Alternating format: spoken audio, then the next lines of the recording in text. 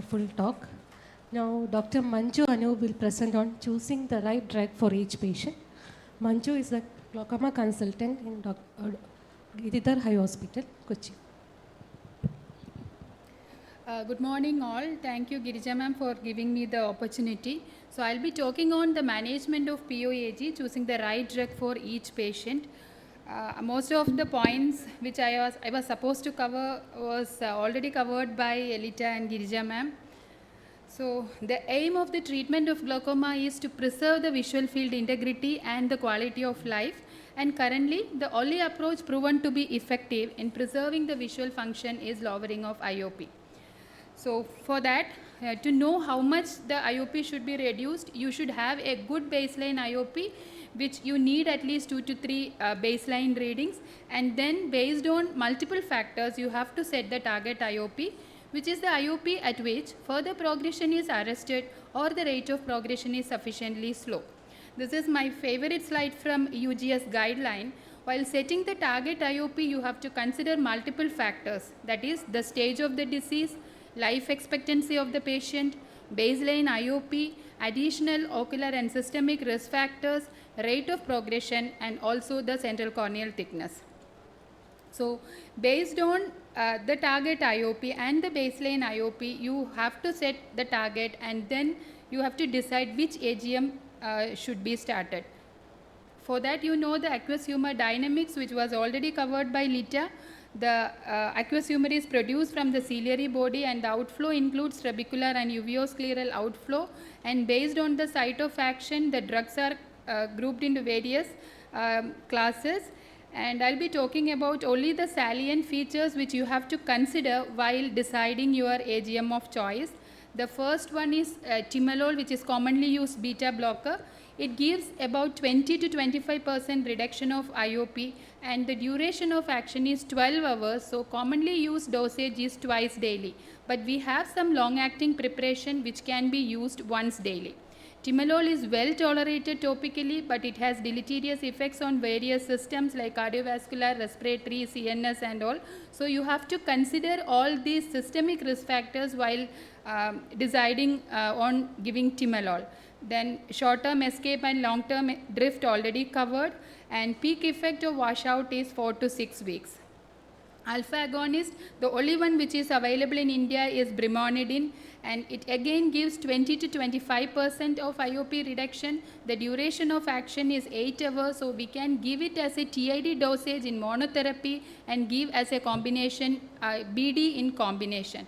The most common ocular side effects include follicular conjunctivitis and allergic dermatitis, which can occur even after many years of starting the drug. It causes CNS depression and it is contraindicated in children below 4 years. Now we have BAK-free formulations of brimonidine. Carbonic anhydrase inhibitors, we have dorzolamide and brinzolamide. This group gives 15 to 20% reduction. So dorzolamide as brimonidine you can give as TID in monotherapy and BD in combination usage. Brinzolamide is twice daily. We have again BAK-free formulations available and the side effects already covered.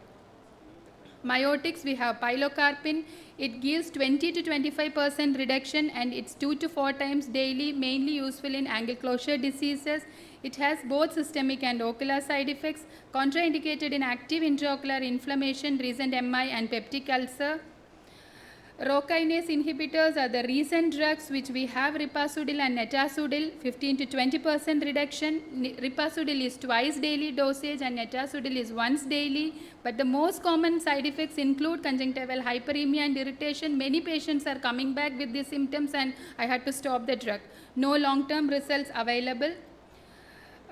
Coming to the prostaglandin analogs, we have latanoprost, tauprost, bimetoprost and tafluprost. This gives the maximum IOP reduction among the topical anti-glaucoma medications, which is 25 to 35%. It has more of ocular side effects and minimal systemic side effects. The duration of action is 24 hours and the dosage is once daily. We have many drugs which are available as fixed dose combination. The recent one is brimonidine, brinzolamide, timolol, which can be given as twice daily. Systemic medications, I am not going into the details. Acetazolamide 25 mg QID or sustained release 500 mg BD per oral. mannitol 20% solution 5 ml per kg body weight IV, and glycerol 50% solution 3 ml per kg body weight oral, which can be, all these can be given for a short term. Now, to consider the first choice of treatment, you have to consider both the patient characteristics and the drug properties, which include the clinical picture of the disease, safety profile, both systemic and ocular, adherence to the treatment, and the quality of life of the patient.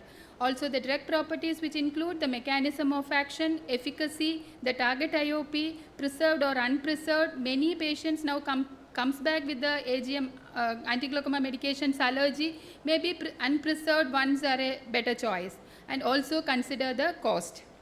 So after considering all these drugs, the most commonly used first line include PG analog and the beta blocker. The second line include alpha agonists, carbonic anhydrase inhibitors, and rho kinase inhibitors.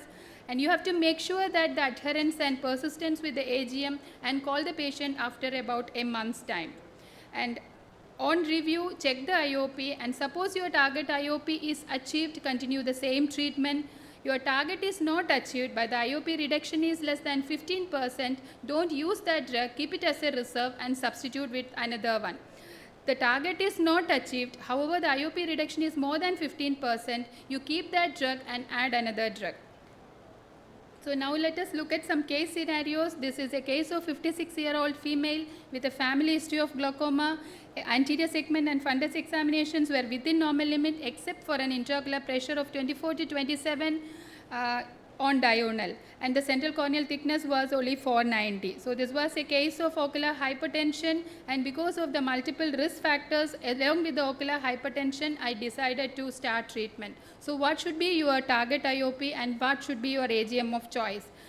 Here the life expectancy of the patient is long and the baseline IOP is high, and patient has additional risk factors and also the thin cornea.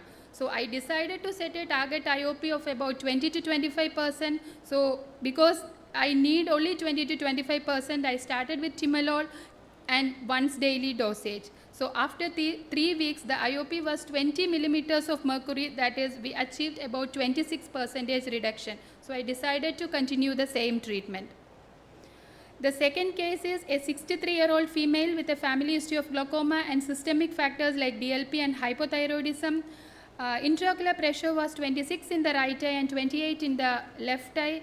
Anterior segment was showing early lens changes. However, the disc was showing advanced damage with involvement of the central 5 degrees of fixation. So this was a case of both eye primary open angle glaucoma. So here what should be your target and what is the AGM of choice? So the disease is advanced, the long life expectancy of the patient, and high baseline IOP, presence of additional risk factors. So my target was about 35 to 40% reduction, that is 14 or less, because the advanced glaucoma intervention study shows that if the IOP is consistently below 14, the progression is less. So I started with the prostaglandin analogs, which gives the maximum IOP reduction among the topical drugs. And after a month, the IOP has reduced to 18 millimeters, that is about 31 and 35% reduction.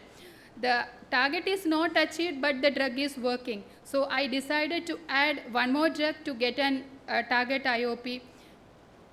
And I added timolol 0.5% BD, and after a month, the IOP has reached and my target is achieved. So I decided to continue the same drug. This is a third case, 80-year-old male, post-angioplasty and history of prostate surgery. The intraocular pressure was 15 to 17 and 15 to 18 on diurnal variation, and the central corneal thickness was 530. Anterior segment was pseudophakic. However, the disc was showing advanced damage in both eyes with the split fixation in the left eye. So this was a case of a normal tension glaucoma, and what should be your target and what is the AGM of choice. So here the disease was advanced, the life expectancy was short, and untreated IOP was low, and presence of additional risk factors.